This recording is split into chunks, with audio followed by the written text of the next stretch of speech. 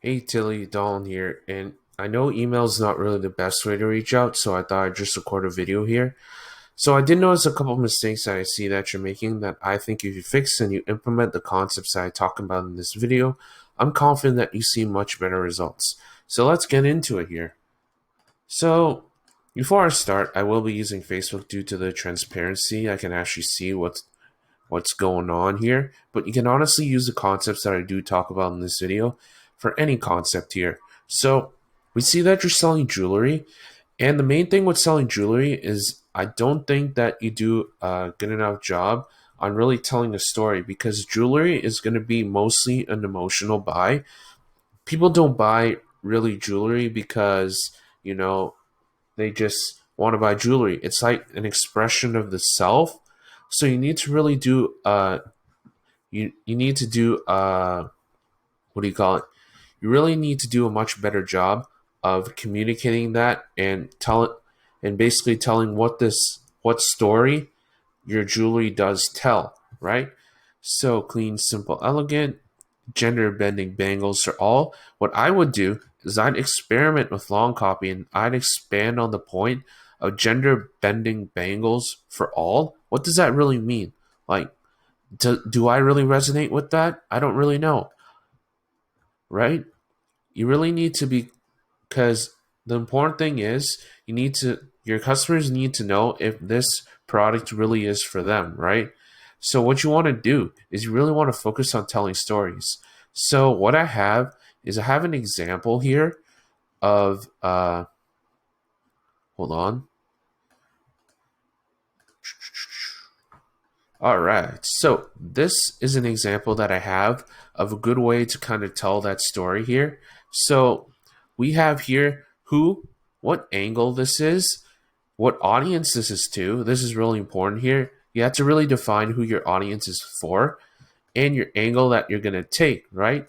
So it's important for the angle that you describe some emotion that they can remember it. Because jewelry, selling it on its own, it's kind of boring, right? But when you tell a story, it really paints a picture in your prospect's mind, and that results in much more powerful uh, it actually makes them remember your ad, first of all, and it also invokes an emotion, which ultimately will get them to buy and also buy at higher quality. So, what that means is you're going to get the best customers at the best prices when you're able to sell based on the emotional. So, take a look here. A gift that reminded her of that special day, that's all I wanted. So, you can see here the good of a job that they do in order to really paint a picture in somebody's mind. And that's exactly what you really want to paint in their mind as well. And another thing is you really want to focus on lifestyle photos such as this because first of all, this doesn't really blend into the newsfeed as well as this because at the end of the day, especially on the first touch, you really want to make it look like it's something that really belongs in their newsfeed. And then, of course, on second touch, third touch, then you can, hard sell a little bit more, right? But especially on the first and second touch, you really want to focus on having that really blend into the newsfeed, right? Now, the last element is let's just say that you really define your audience, you really have a good offer, you really told that story that struck an emotional chord with your audience, then they get you to click, right? Because that's the first goal is to get them to click. But what do you do on their website is another question. So I'm gonna click on a random link just to see here. So we see that you're taking them to the Facebook page here, which is a big mistake due to something called decision fatigue. What you want to do instead is you want to make sure that you take them to the product page because that would help you to prevent something called decision fatigue, where if someone has too many decisions to make, they end up not making a decision at all, right? So what you want to do is you want to instead take them to the product page, right? I'm going to try to go to one of yours here,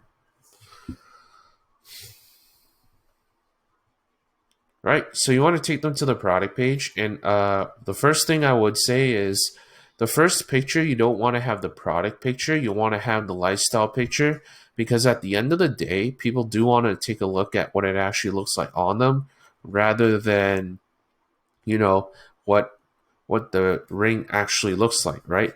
They want to see what it actually looks like on them.